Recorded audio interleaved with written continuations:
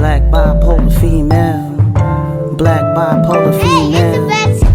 Black bipolar female. My mom always says, you waste your time talking to Natasha. She'll listen to what you're saying, but she won't do anything you say. In a sense, this is true. I listen to people and then I decide for myself what I want to do. But I have done plenty of things that people, including my mom, have told me to do. One of the biggest pieces of advice I've ever taken was to get a job and not pursue my writing full time. In the beginning, I just couldn't come up with the content. And then I didn't have any money. So working a standard job was the best decision for me. And that's what everyone told me to do. But for some reason, my mom seems to overlook that main piece of advice she gave me when I was very young. Go to school and get a job. I followed it to a T. That's the big one, but that's pretty much it when it comes to me following others' advice. Because I've always felt that advice is optional. You don't have to give it, and I don't have to take it. Truth is, I went to school and got a job, but I didn't stay at the same job forever. And every time I left a job, people acted completely surprised, as if they thought, what could she possibly want? They thought wherever I was where I belonged. But everyone knows that jobs don't last, and they're not supposed to. Sure, it's great to have seniority, but sooner or later people retire or die or just move on. But every single time I moved on, there were a line of people who wanted to point out that I was making a mistake. In reality, sometimes the place I ended up was much worse than the place I left. So I just kept moving until I ended up back in New York with my parents.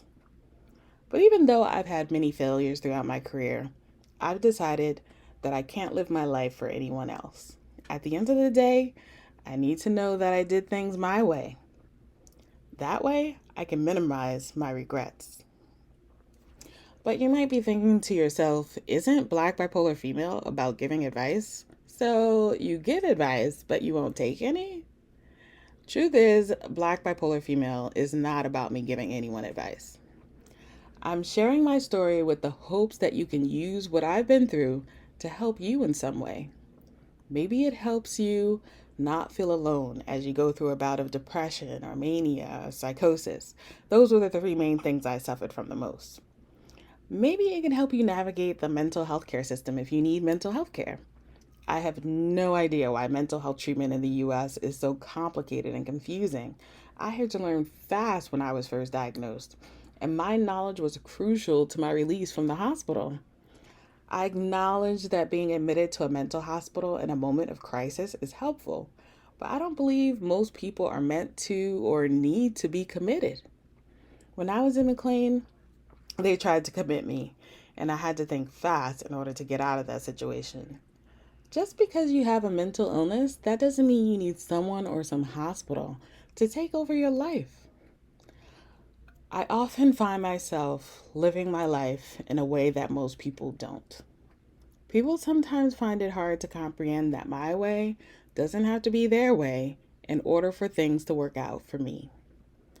I found over the years that people are remarkably similar, and since my ways often fall out of sync with most people think there is something wrong with me or they dismiss me altogether. It's taken a while for me to stop trying to conform and just be me. And that, I hope, is a key takeaway from listening to Black Bipolar Female. That I've learned to stop being afraid of who I truly am.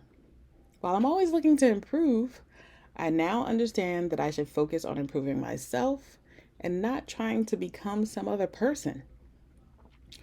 I've spent most of my life believing that most people are better than me, and sometimes I still fall back into that thinking. But then I remind myself, it's fine if other people believe they're better than me, but I shouldn't think of myself as less than. Sure, I wasn't born at the top of the human network, but I have to be comfortable in my own skin and with who I am. I want everyone to feel that way. And with these beliefs, Black Bipolar Female was born. Black bipolar female. Black bipolar female.